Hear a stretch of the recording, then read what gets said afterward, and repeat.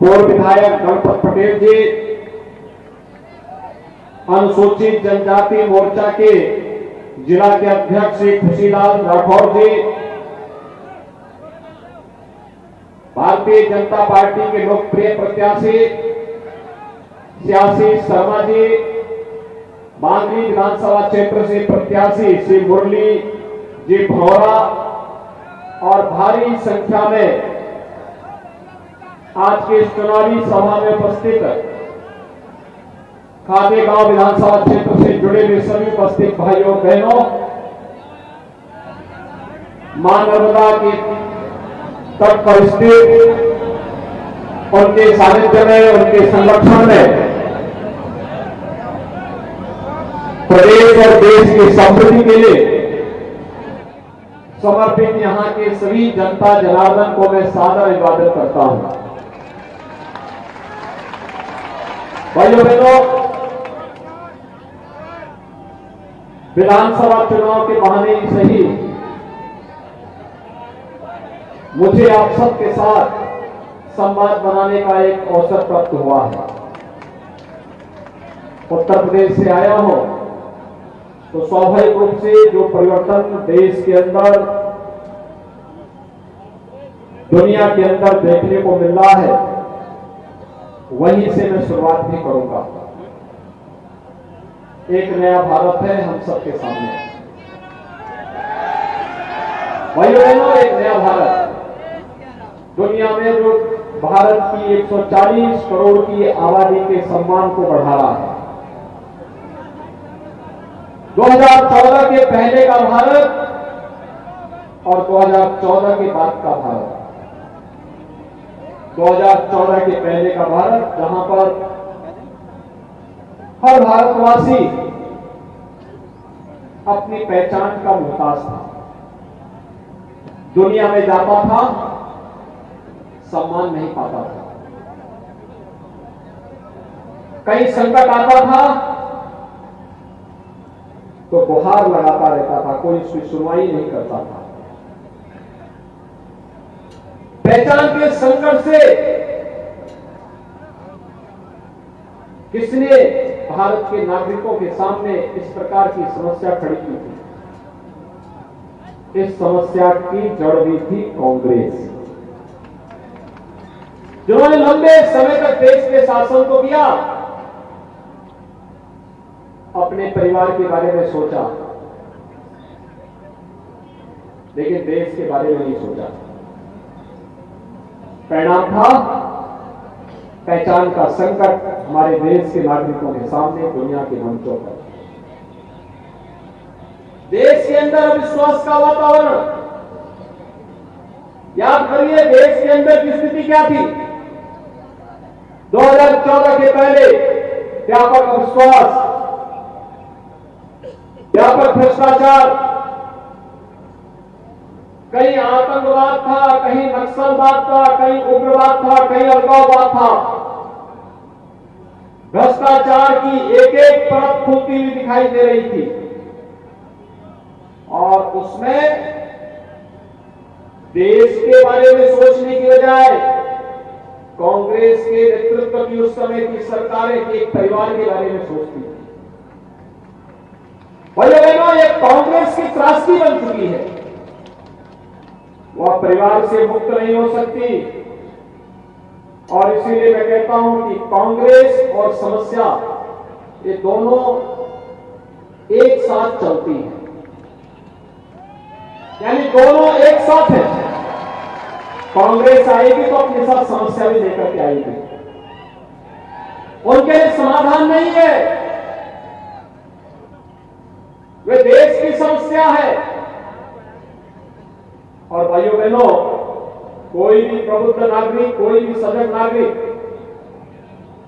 समय रहते समस्या का किनारा कर देता, उसका समाधान का रास्ता निकालता है, नहीं तो उससे स्वयं किनारा कर देता है। ये चुनाव आप सबके सामने एक बार फिर से अपने आप को पहचानने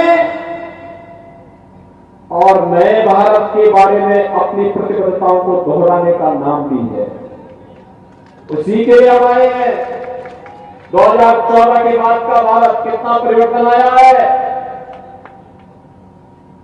जहां पे विकास भी है,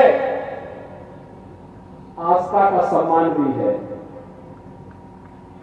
बिना भेदभाव के शासन की योजनाओं का लाभ हर गांव, हर गरीब, हर किसान, हर नौजवान, हर महिला तक पहुंचाने का संकल्प भी है, तो चुनौतियों से जूझने का जज्बा भी है। आतंकवाद की समस्या का समाधान आतंकवाद कहां से है? अगर आतंकवाद कश्मीर में धारा 370 से है तो 370 को ही सदैव के लिए दफन कर दो, न रहेगा बांस, न बजेगी बांसुरी। जब समस्या की जड़ ही समाप्त हो जाएगी, तो देखो बीजेपी तो वही कर रही है। 6 दिसंबर 1992 को अयोध्या में ढांचे को हटा करके कर दिया था कि जब ढांचा ही नहीं रहेगा तो लोग मान क्या करेंगे। जब आतंकवाद की जड़ ही नहीं रहेगी तो कश्मीर में धारा 370 ही समाप्त कर दो, समस्या ही समाप्त कर दो। और चुनाव में जनता जनार्दन को यही करना चाहिए, कांग्रेस को ही समाप्त कर दीजिए, समस्या ही समाप्त हो जाएगी। भाइयों बहनों, आप याद करिए, अगर कांग्रेस साथी 1947 में सोमनाथ मंदिर की तर्ज पर अयोध्या में राम मंदिर के निर्माण का मार्ग भी प्रशस्त हो जाता। लोक पुरुष सरदार वल्लभ भाई पटेल ने जब अगुवाई की तो कांग्रेस के उस समय के नेतृत्व ने विरोध किया। अयोध्या में राम मंदिर का कांग्रेस विरोध करती रही। जब आंदोलन खड़ा हो गया तो उन्होंने एक नया सबूत छोड़ दिया कि राम तो हुए ही नहीं। आखिर कांग्रेस ने कहा ना, सर्वोच्च न्यायालय में इन्होंने एफिडेविट दिया राम नहीं है, ये तो मिथक है, कृष्ण मिथक है। अब जो पार्टी सबसे पुरानी पार्टी होने का दावा करती हो, अगर वो अपने महापुरुषों को, अपनी आस्था के प्रतीकों को विस्मृत कर दे रही है तो उसको रहने का अधिकार तो नहीं होना चाहिए।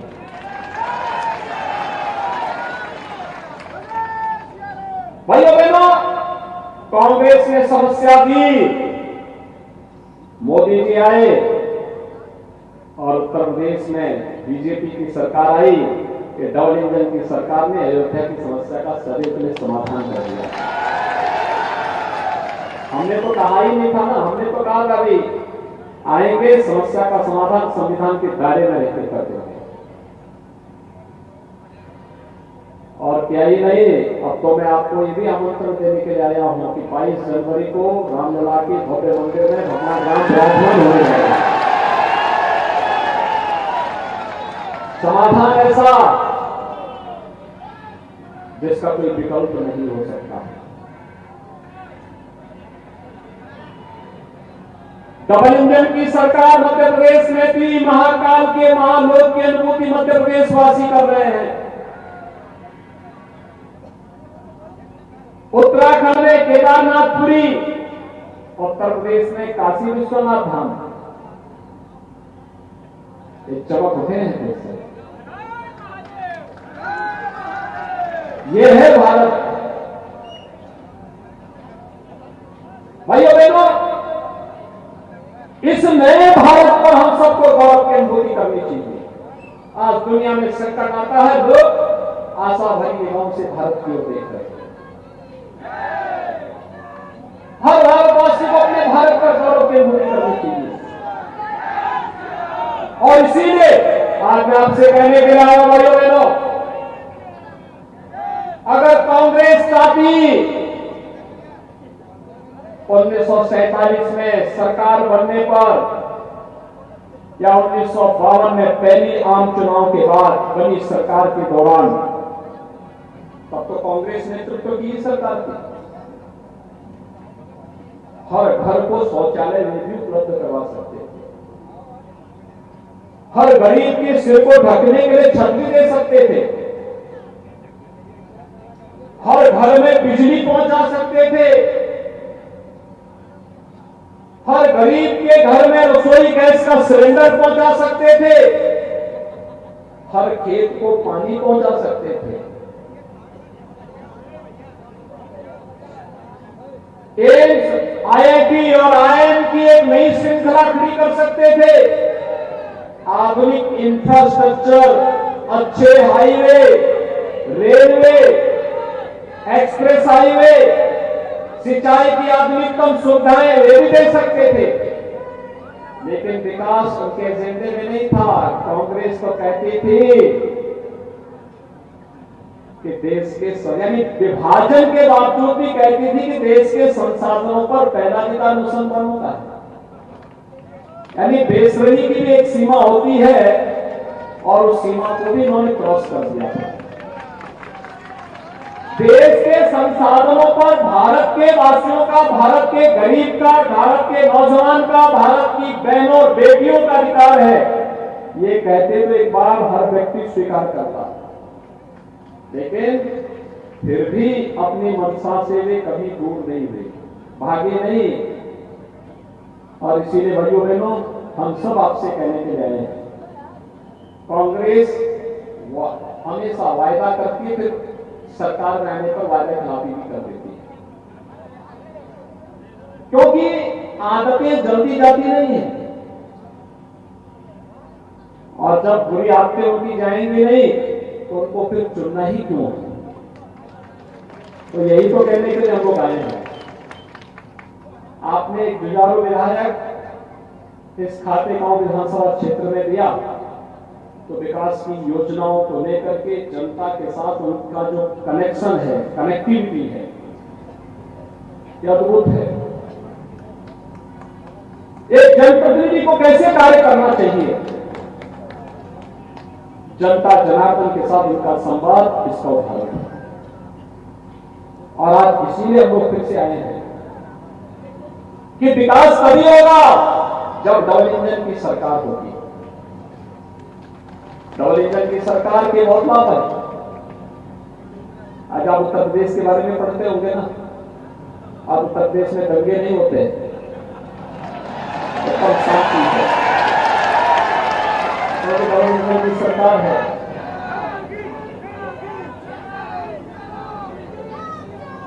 यूपी में कभी हर दूसरे दिन दंगे होते थे, बड़े बड़े दंगे होते थे, कई कई महीनों तक कर्फ्यू रहता था।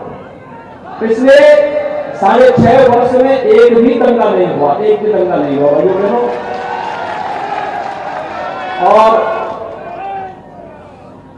माफिया शब्द तो वहां के लिए इतिहास बन चुका है।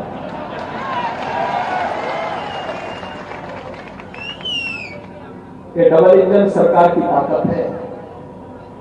नहीं तो वहां पे पशु माफिया था, भू माफिया था, शराब माफिया था, जंगल माफिया था, पेशेवर माफिया थे। और वे माफिया छाती चौड़ी करके चलते थे सड़कों पर, उनका काफिला चलता था, लोग शहर जाते थे। पहले सरकारें चलती थी, 6.5 वर्ष में एक भी माफिया आज के दिन पर ये नहीं कह सकता कि मैं माफिया हूं, चले गए। और इसलिए भाइयों बहनों, डबल इंजन की सरकार खुशहाली के लिए, आम जनता की खुशहाली के लिए, जनता जनार्दन की खुशहाली के लिए, उनकी समृद्धि के लिए, आने वाली पीढ़ी के भविष्य के लिए, हर नौजवान को रोजगार मिले, हर खेत को पानी मिले, हर बेटी की सुरक्षा की पुख्ता व्यवस्था हो, सर्वत्र खुशहाली का माहौल हो। इस संकल्प के साथ जब सरकारें आगे बढ़ती है तो परिणाम आते हैं, और यह कार्य केवल और केवल भारतीय जनता पार्टी कर सकती है। भाइयों बहनों, पिछले 20 वर्ष में मैं इस बात को कह सकता हूं कि कभी उत्तर प्रदेश, बिहार, मध्य प्रदेश, राजस्थान, इन राज्यों को मिलाकर के जो शब्द निकलता था वो शब्द होता था बीमारू राज्य का। बीमारू, बीमारू, ये राज्य बीमार थे। नेशनल डेवलपमेंट के जो इंडेक्स थे उससे बहुत पीछे थे। इकोनॉमिक ग्रोथ बहुत पीछे थी, बहुत पीछे छूट गए। ये सब राज्य पीछे थे। पिछले 30 वर्ष में मध्य प्रदेश ने एग्रीकल्चर के क्षेत्र में अद्भुत काम किया। अपने डेवलपमेंट की रफ्तार को डबल डिजिट में पहुंचा करके देश के सामने उदाहरण प्रस्तुत किया। और भाइयों बहनों, ये शिवराज सिंह चौहान जी के नेतृत्व में हुआ। सचमुच एक अभिनंदनीय कार्य इसके सामने आगे बढ़ा। मध्य प्रदेश बीमारू राज्य की श्रेणी से उभरा। आज मैं कह सकता हूं कि मध्य प्रदेश भी और उत्तर प्रदेश भी बीमारू राज्य नहीं, लेकिन बिहार और राजस्थान अभी बीमारू बना हुआ है। जहां कांग्रेस होगी वहां बीमारी जरूर होगी। और भाइयों बहनों, इस बीमारी को समाप्त करने का ही पर्व होता है चुनाव। और इसीलिए मैं आज आपके पास आया हूं आपसे कहने के लिए, भाइयों बहनों, बीजेपी समस्या का समाधान है, कांग्रेस समस्या को बढ़ाने वाली पार्टी है। हमें समाधान चाहिए या समस्या चाहिए? समाधान है ना, तो बीजेपी के समर्थन में, कमल चुनाव चिन्ह के समर्थन में हम सबको खड़ा होना है। और 17 नवंबर को चुनाव हो रहे हैं। भारतीय जनता पार्टी ने जुझारू प्रत्याशी आशीष शर्मा जी को आपको बिना प्रत्याशी बनाकर के आपके बीच में उतारा। यानी खातेगांव से आशीष शर्मा जी हैं और पांगली से श्री मुरली मोहरा जी भारतीय जनता पार्टी के प्रत्याशी के रूप में दोनों जुझारू प्रत्याशी आपके बीच में है। मेरी आप सबसे अपील होगी, 17 नवंबर को होने वाले चुनाव में कमल चुनाव चिन्ह को ध्यान में रखकर केवल एक ही संकल्प होना है कि हमें डबल इंजन की सरकार फिर से बनानी है और अपने विकास को आने वाली पीढ़ी के भविष्य को खुशहाली के साथ जोड़ना है। सभी सहमत हैं? सभी लोग सहमत हैं?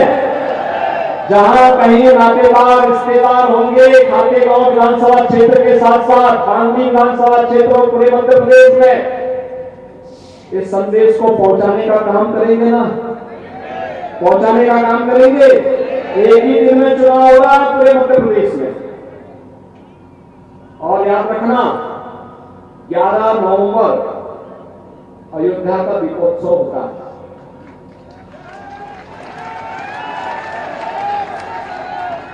उस दिन हम लोग संकल्प लेते हैं कि हर बुराई को त्यागेंगे और अच्छे के लिए कार्य करके खुशहाली को अपने द्वार तक, अपने घर तक, अपने गांव और अपने क्षेत्र तक लेके आएंगे। दीपावली का भी संकल्प हमारा होना चाहिए कि अपने प्रदेश की समृद्धि के लिए, अपने क्षेत्र की समृद्धि के लिए एक अच्छी सरकार हम लेकर के आएंगे। और अच्छी सरकार के लिए भारतीय जनता पार्टी आपके सामने है। दीपावली इस संकल्प के साथ हम सबको मनाने की आवश्यकता है।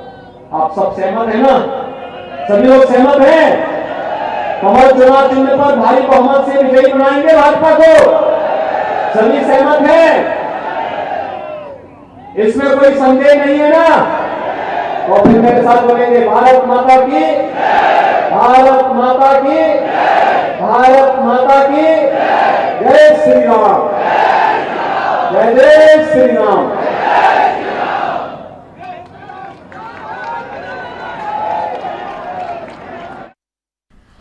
और एमपी करार जिस तरह से मुख्यमंत्री योगी